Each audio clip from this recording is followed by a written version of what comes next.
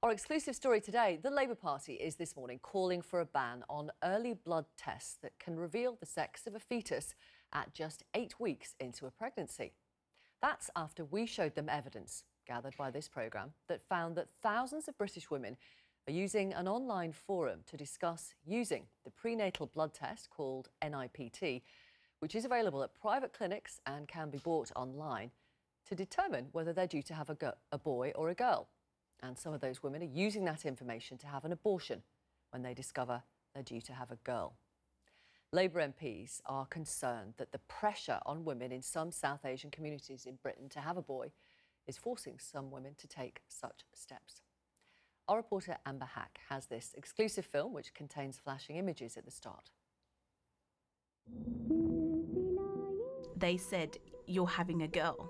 They're words some women long to hear. But in some communities, those words are feared. I had a panic attack. I had straight away made that decision that I didn't want to have this baby. They're simply aborting because it's a girl.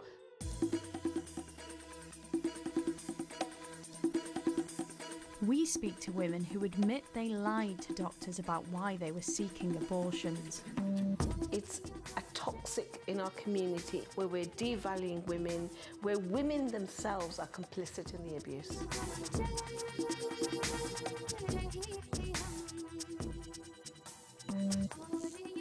I remember him kicking me in my stomach over and over again. My first thought was, please, I hope my baby's okay. And we expose evidence that modern technology is aiding this problem. This is gendercide, this is sex selection abortion, and there are many girls missing as a result.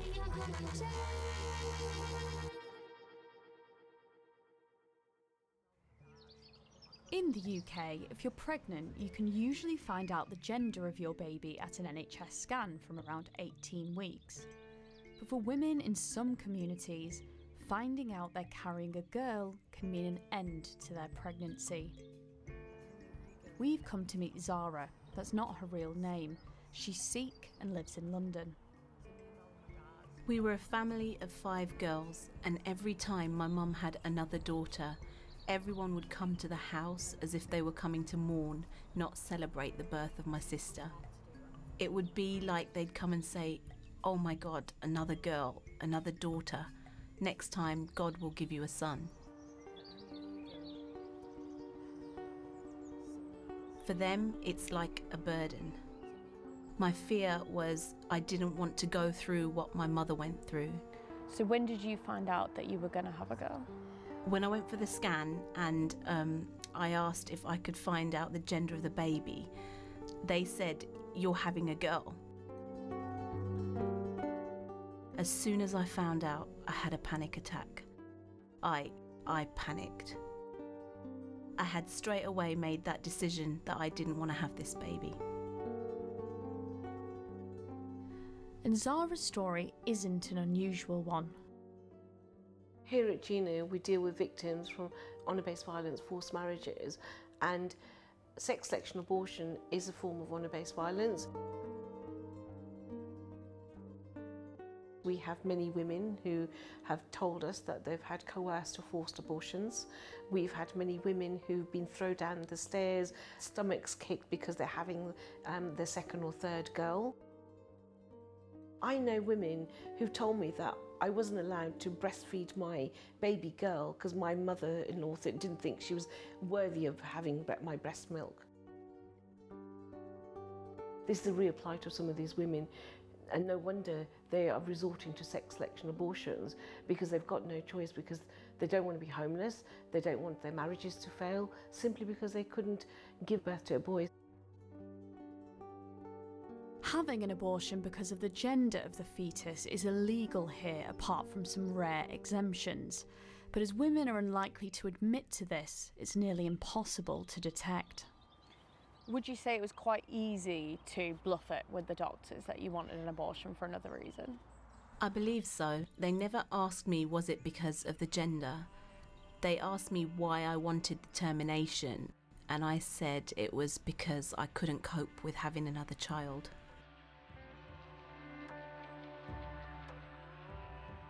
The reality is women are going to their doctors and saying, I simply can't have a child because I've got a change in career and we haven't got enough money, for whatever excuse, because they have become savvy to the system, but also they are complicit in the abuse because they feel that it's normal, it's fine, I can do this. It's a big decision to decide. It was, yeah. To go ahead and, you know, have a termination. Yeah. Is that quite difficult? Very difficult. You see friends and family that have daughters and they have such a lovely relationship. I'm someone's daughter and someone's sister, so now I wish I hadn't.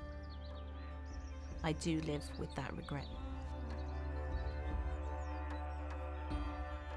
Zara and her husband found out the gender 5 months into her pregnancy and decided together that she should have a surgical abortion. But many private clinics in the UK offer women a cheap and quick blood test called an NIPT that allows a pregnant woman to find out the gender at just 8 weeks, when having an earlier abortion usually just involves taking a pill. And these tests and early gender scans are being pushed in communities like Slough, which has one of the UK's largest Punjabi communities. As you can see, we're coming into Slough and we're greeted with one of these women's clinics posters, and that is really telling the community, come here, come to us and we'll let you know whether you're having a baby boy or girl. And they're strategically dotted all around Slough. The NHS plans to introduce a similar test next month, but it's so parents can test for Down syndrome. Doctors won't allow women to find out the gender of their fetuses in an attempt to prevent these sex-based abortions. But the private sector are offering this service perfectly legally. It's also possible to order a test online and do it yourself at home. You can see there's a number of these tests available online. You just have a pinprick of blood, send it off, and then in 3 to 5 working days it comes back. So, can I find out the gender of my baby? You can request this. So, yeah, this is the driver, really. We know that women from certain communities are under pressure to have boys. And here we have a technology which could, as it were, reinforce that pressure. The private sector, you know, as long as it doesn't break the law, gets to do what it wants. And the desire for sex selection is a major driver of private sector testing. And I think that it perpetuates sexism, which we should be resisting. The government acknowledged in 2015 that they didn't know how widespread this testing was and that they'd have to monitor if it became more popular.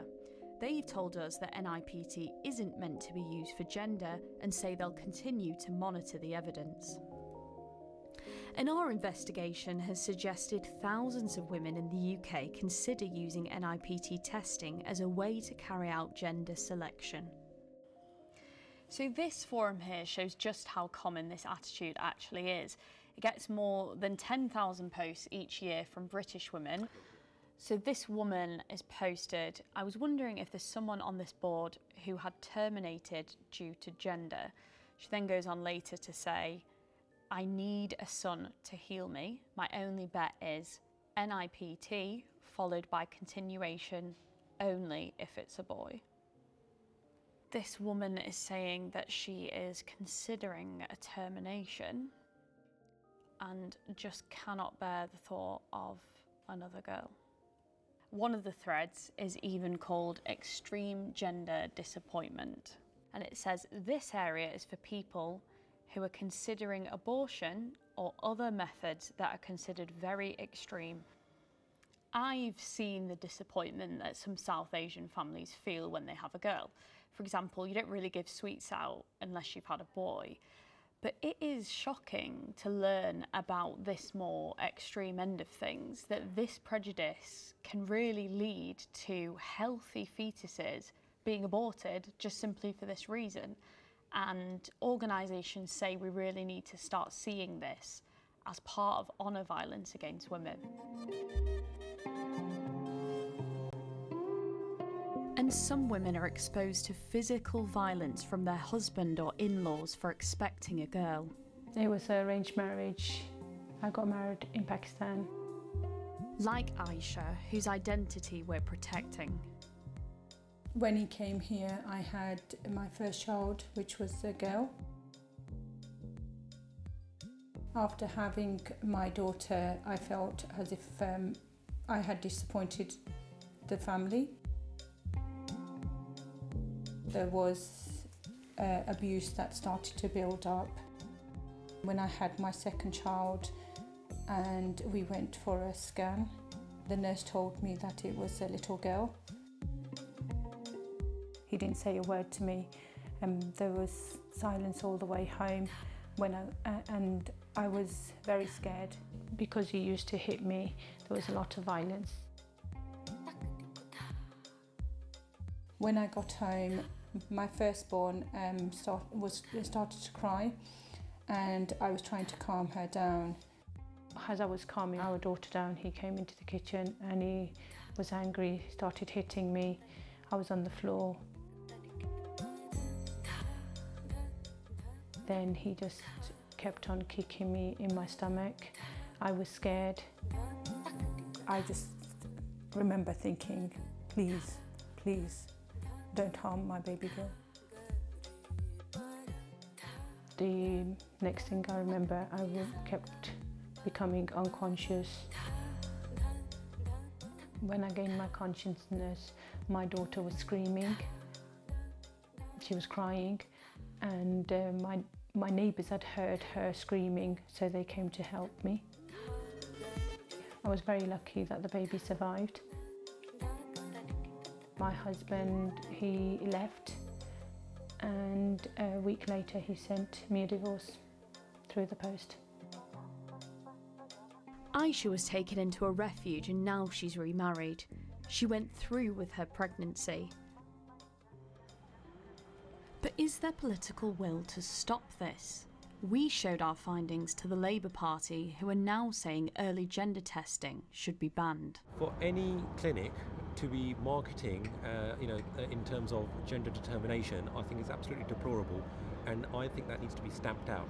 And as I said, that needs to be done, I think, through legislation, but also through community pressure. So if there's anybody doing that, either in Slough or in London or in some of the other metropolitan centres, I think that is an issue for us because we need to educate people. I think overall, look, communities in South Asia have made huge strides in tackling this social evil, and that's primarily been through legislation, so banning gender determination clinics. And I think that in the UK we need to be doing likewise with regards to the private sector as well.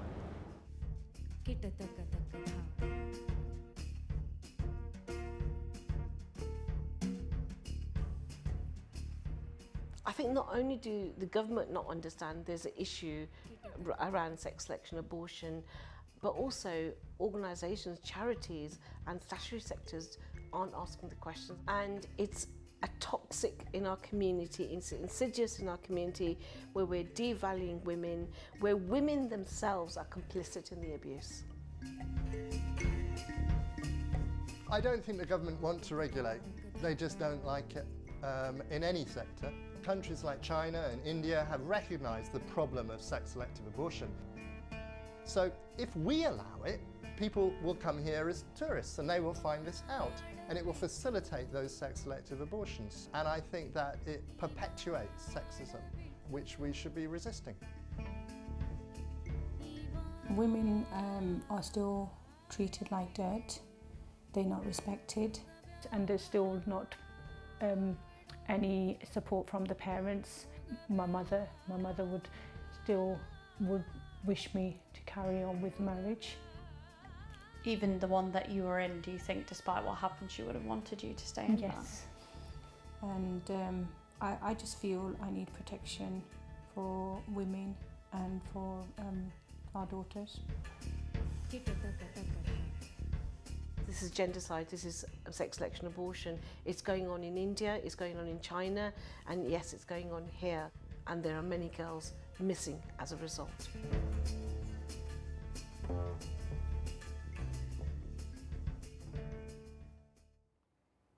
Amber Hack reporting, and we'll be talking to Labour's spokeswoman on women and equalities about our findings just after 10 o'clock. Thank you for your emails. This from Rabia, who says, I'm South Asian, belonging to a family where daughters are celebrated as much as sons, and sometimes even more. My sister had 2 sons and, longing to have a daughter, planned a 3rd pregnancy.